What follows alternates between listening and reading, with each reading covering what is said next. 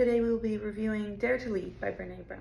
The most valuable part of this book, I think, was talking about how tough it is to be a leader, develop as a leader, and how being vulnerable and taking on the challenges while remaining open is really core to becoming a leader that's more than just a manager.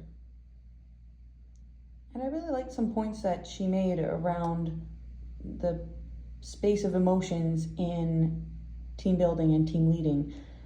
This quote, leaders must either invest a reasonable amount of time attending to fears or feelings, or squander an unreasonable amount of time trying to manage ineffective and unproductive behavior.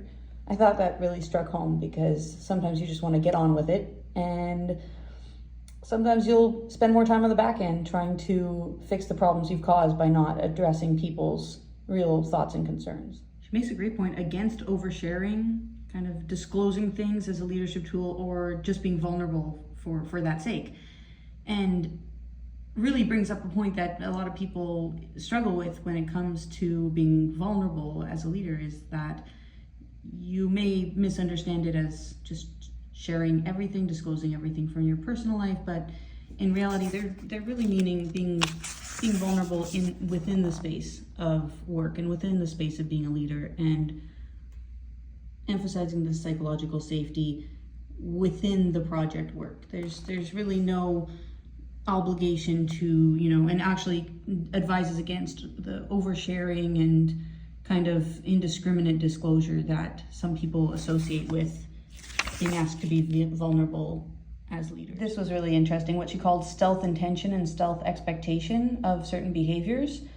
The stealth intention may be something that you are intending to do through your actions, and the expectation of what might come of it, and cloaking those actions as, following these leadership principles, etc. And she talks about vulnerability in the creative process and why it's so scary to put your ideas out there, and how that in a sense is vulnerability to even imagine things that are not currently there, and pitch ideas that may be new to your surroundings and your team. And this is a fun exercise within the book. List of values. You can only pick 2 core values,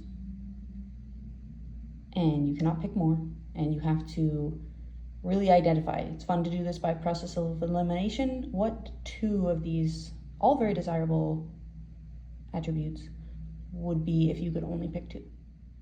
Overall, a good book.